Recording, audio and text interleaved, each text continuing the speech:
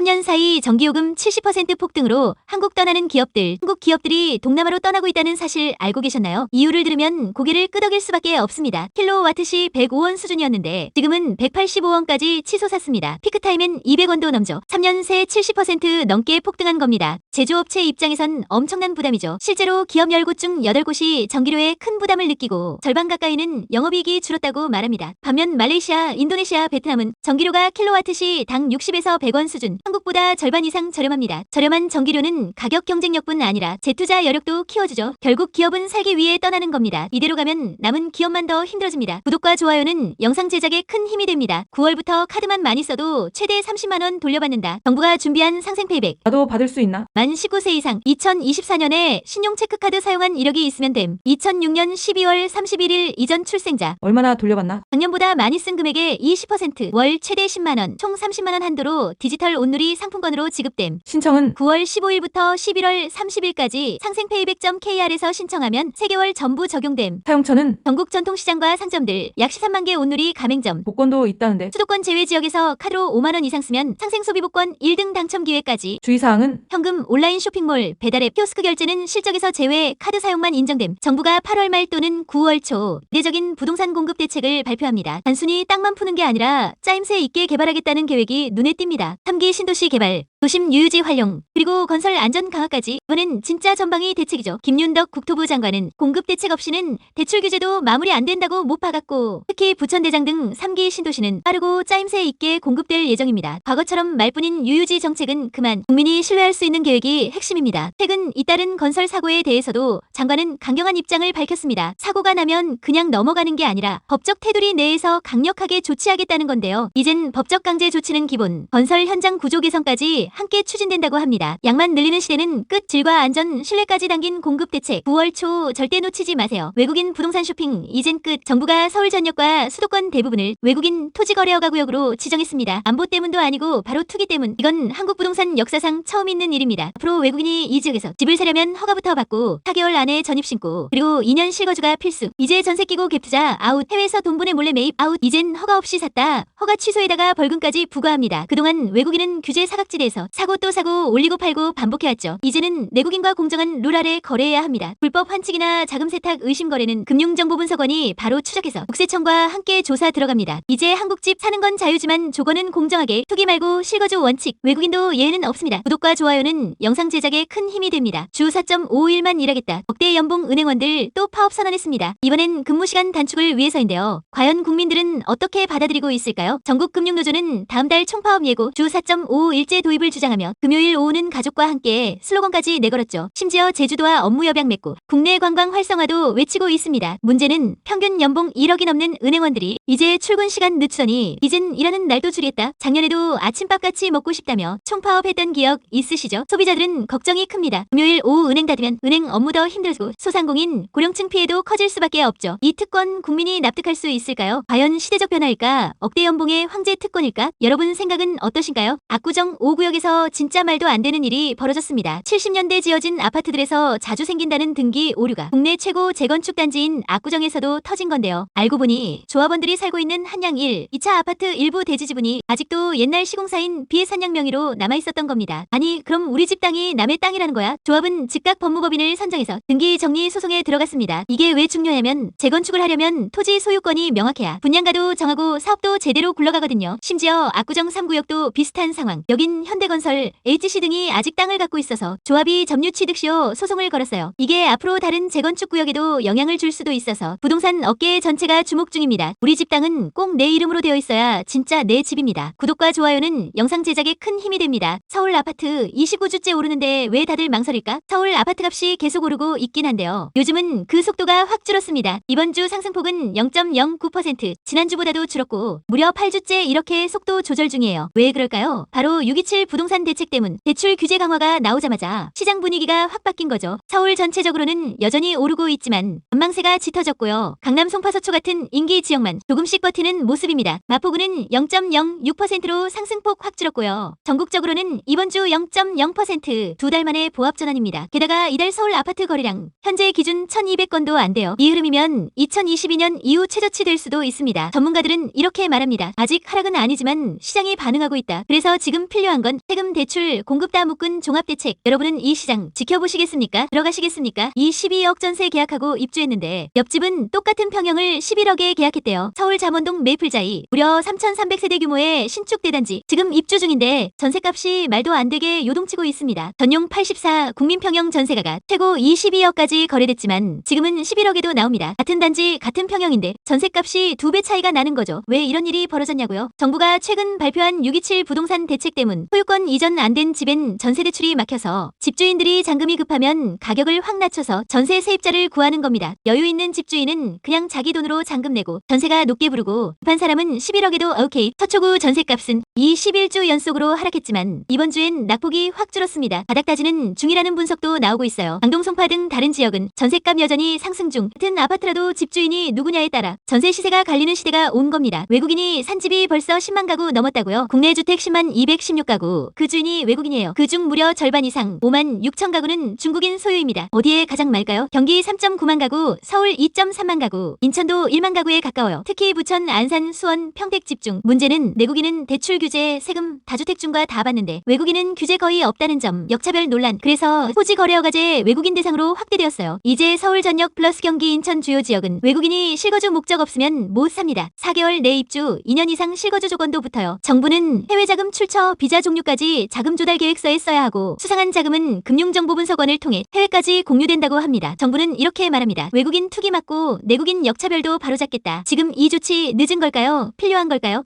정부가 밥값을 지원한다. 진짜입니다. 이번엔 가짜뉴스 아니에요. 정부가 내년부터 직장인 든든한 한 끼 사업을 시작합니다. 지방 중소기업에 다니는 5만 4천 명 근로자 대상으로 아침이나 점심 중 하나 월 4만 원 한도 내에서 식비 지원. 산단 인근 식당에서 1만 원짜리 제육덮밥 먹으면 정부가 20% 지원. 거기다 기업과 지자체까지 도와주면 반값 제육덮밥도 가능. 아침밥은 더 파격적이에요. 5천 원짜리 밥을 단돈 1,000원에 먹을 수 있도록 정부가 2,000원, 나머진 기업과 지자체가 분담합니다. 세금으로 밥 지원, 선심 정책이라고 비판도 있지만 지방 근로자들의 실질적인 식생활 개선을 위한 첫걸음이기도 해요. 게다가 대학생 1,000원 아침밥, 초등학교 과일 간식까지 확대 예정. 진짜 밥이 정치가 되는 시대. 여러분 생각은 어떠신가요? 아무리 유리지갑이라지만 진짜 우리가 세금 다 내는 봉이야. 내년에도 또 근로소득세 비중이 커집니다. 정부가 발표한 내년도 세입 예산안에 따르면 전체 세금 중 직장인이 내는 근로소득세 비중이 17.5%, 2009년엔 고작 8%였던 게 이젠 법인세 수준까지 올라왔습니다. 대선 때 약속했던 소득세 물가연동제, 기본공제 상향 다 빠졌습니다. 줄어드는 세수가 두려웠던 걸까요? 결국 월급은 그대로인데 세금은 더 내는 구조. 이대로 가면 직장인은 계속 세수의 핵심 축. 게다가 조세 혜택은 고소득층과 대기업에 더 집중. 중산층은 뭘 믿고 일해야 하죠? 정말 이게 공정한 구조일까요? 갈수록 세금 부담으로 돈 모으기 힘들어지는 시대입니다. 여러분의 생각은 어떠신가요? 그냥 돈 잘 버는 의사 될래요. 서울대, 연세대, 고려대서 역대급 중도 탈락 사태가 벌어졌습니다. 왜? 전부 의대 가려고요. 2023년 한 해 서영고 중도 탈락 학생 수는 2,481명, 1년 새 355명이나 늘었습니다. 특히 자연계열에서만 1,494명, 서울대 간호학과, 연세대 공학계열, 고려대 전기전자, 생명공학부에서도 수십 명이 자퇴, 유급, 복학 포기 등으로 이탈. 이유는 단 하나. 의대 정원 확대 발표 때문. 2025학년도부터 의대 정원이 대폭 확대되자 상위권 학생들이 줄줄이 반수 결정. 이과생뿐 아니라 경영경제학과 인문계 학생들까지 의대로 향하는 시대. 돈보다 꿈내 개념은 사라지고 있고 꿈보다 안정이 대학 결정에 우선이 되고 있는 대한민국. 이 흐름 여러분은 어떻게 보시나요? 내년 대한민국 예산이 무려 730조 원입니다. 이건 그냥 숫자가 아닙니다. 사상 최대, 그리고 우리 삶과 직결되는 진짜 돈 이야기예요. 이재명 정부가 말합니다. 돈 써야 할 땐 확실히 쓰겠다. 연구개발 예산 35조 원, AI에만 5조 원, 아이 키우는 집에 아동수당 확대, 요양병원 간병비도 건강보험 적용. 근데 그 돈 다 어디서 나올까요? 국채, 즉 나라 빚이 200조 원 넘게 발행될 예정이에요. 그래서 국가채무도 1,300조 원 돌파 예상됩니다. 확장 재정으로 경제 살리겠다라는 의견과 재정 건전성 무너지면 미래 세대가 고통받는다라는 의견이 충돌하고 있어요. 과연 이 예산은 투자일까요? 아니면 위험한 베팅일까요? 게다가 농어촌 주민수당 1,000원의 아침밥, 국민연금 사전 지원까지 정말 전방위 확장 정책이 펼쳐질 예정입니다. 여러분 생각은 어떤가요? 댓글로 의견 들려주세요. 집값 결국 뭘로 결정될까요? 바로 공급과 정책입니다. 최근 보고서에 따르면 지금의 집값 하락은 일시적 조정일 뿐이고 앞으로 수도권을 중심으로 다시 오를 수 있다는 전망이 나왔습니다. 왜일까요? 정부가 6월 27일 대출을 6억 이상 못 받게 하는 고강도 규제를 시작했는데요. 이런 대출 제한은 보통 3개월 1년 정도만 효과가 있다고 해요. 예전에도 대출 막았는데 결국 집값은 다시 올랐습니다. 반면 공급은 줄고 있습니다. 착공 물량은 3년 전보다 절반으로 줄었고 내년 수도권 입주도 38.7% 감소 예정. 3기 신도시도 계속 지연 중입니다. 금리는 떨어지고 대출 부담도 줄고 있어요. 즉 사람들은 다시 집을 살 여유가 생기고 있는 거죠. 결국 부동산은 얼마나 집을 짓느냐 그리고 정부가 어떤 정책을 펴느냐 이 두 가지에 따라 움직입니다. 여러분은 집값 어떻게 될 거라고 보시나요? 서울시가 교통비 폭탄 세일에 나섰습니다. 이제 5만 원도 안 내고 한 달 동안 대중교통 무제한 이용이 가능해집니다. 바로 기후동행 카드 할인 혜택이 확대된 건데요. 청소년, 다자녀 부모, 저소득층까지 대상자만 되면 파격적인 할인을 받을 수 있어요. 청소년은 한 달 5만 5천 원에서 4만 원대, 3자녀 부모는 4만 5천 원, 저소득층도 4만 5천 원. 무제한 타는데 이 가격 진짜 혜자 아닙니까? 13세부터 18세 청소년도 어른이랑 똑같이 내지 않아도 됩니다. 단 1인 1카드 원칙 꼭 기억하세요. 자격 인증도 티머니 카드앤드페이 홈페이지에서 매년 한 번만 하면 끝. 이제 곧 한강버스도 뜹니다. 5천 원만 추가하면 한강버스 무제한 이용 가능. 서울시는 이번 정책으로 친환경 교통도 살리고 시민교통비 부담도 덜겠다는 계획인데요. 9월 1일부터 17일까지는 사전 충전 이벤트까지 열려요. 혜택 받고 싶은 분들 지금 바로 신청하세요. 2017년생 아이들 똑같은 해에 태어났는데 아동수당 차이가 550만 원. 이게 대체 무슨 말일까요? 정부는 내년부터 아동수당 지급 나이를 지금 만 7세에서 점점 올려서 2030년엔 만 12세까지 준다고 발표했어요. 근데 여기서 문제가 터졌습니다. 2017년생들 중에서 생일 빠른 1월생은 내년에 아동수당 한 푼도 못 받아요. 반면 12월생은 무려 11개월 동안 받고 2030년까지 합치면 550만 원 차이가 나는 거죠. 같은 해에 태어났는데도 생일이 빠르다는 이유만으로 수백만 원 차이라니 이건 좀 너무한 거 아닌가요? 그래서 지금 정부는 2017년생에게는 생일과 상관없이 동일하게 아동수당을 주는 방안을 검토 중이에요. 여러분이라면 이 정책 형평성 있다고 보시나요? 댓글로 의견 남겨주세요. 구독과 좋아요는 영상 제작에 큰 힘이 됩니다. 8년간 묶여있던 임대주택 이제 묶인 줄이 풀리기 시작했습니다. 전월세 폭등 시작되는 걸까요? 2017년에 정부가 민간 임대주택을 등록하면 세금 감면 양도세 혜택 종부세 완화 이런 혜택을 빵빵하게 줬어요. 대신 조건이 있었죠. 8년 동안 임대료는 연 5% 이상 못 올림. 이 조건으로 수많은 집주인들이 임대사업자 등록을 했습니다. 그 임대기간이 올해부터 끝나기 시작한 겁니다. 집주인 입장에선 이젠 세제 혜택도 끝, 임대료 제한도 끝, 이젠 마음대로 올릴 수 있게 됐죠. 그러면 전세랑 월세는 한 번에 수백만 원씩 뛸 수도 있다는 얘기. 특히 서울 경기 오피스텔 빌라 중심으로 영향 클 거란 전망이 나오고 있어요. 매물도 쏟아질 가능성이 있는데 팔아야 세금도 피하고 보증보험도 안 들어도 되니까요. 결국 전세도 매매도 둘 다 요동칠 수 있는 시점이에요. 과연 정부는 어떤 대책을 내놓을까요? 임대료 폭등 피할 수 있을까요? 댓글로 의견 남겨주세요. 엄마 나 갤럭시 사줘. 요즘 아이들이 이렇게 말한다면 예전엔 아이폰이 힙하고 갤럭시는 아재폰이라 불렸죠. 근데 지금 10대, 20대 사이에서 갤럭시가 더 힙하다 이런 말까지 나옵니다. 왜 갑자기 이렇게 바뀐 걸까요? 한 유튜버가 갤럭시 찬양곡을 만들었는데 구독자 1만도 안 되는데 조회수 100만. 삼성이 바로 협업 제안까지 했대요. 실제로 한국갤럽 조사에서도 10대, 20대의 갤럭시 사용률이 증가, 아이폰과의 격차가 점점 좁혀지고 있어요. 특히 요즘 나온 갤럭시 Z 폴드 7은 접히는 폰인데도 무게 가볍고 두께 얇아서 이젠 아재폰 이미지 탈출. 게다가 AI 기능은 애플보다 더 뛰어나다는 평까지. 사진에서 사람 지우는 기능, 갤럭시가 훨씬 자연스럽다는 영상이 조회수 무려 5,920만 회. 갤럭시 진짜 역전할 수 있을까요? 여러분은 아이폰파, 갤럭시파 댓글로 알려주세요. 저는 찐 갤럭시파입니다. 이게 진짜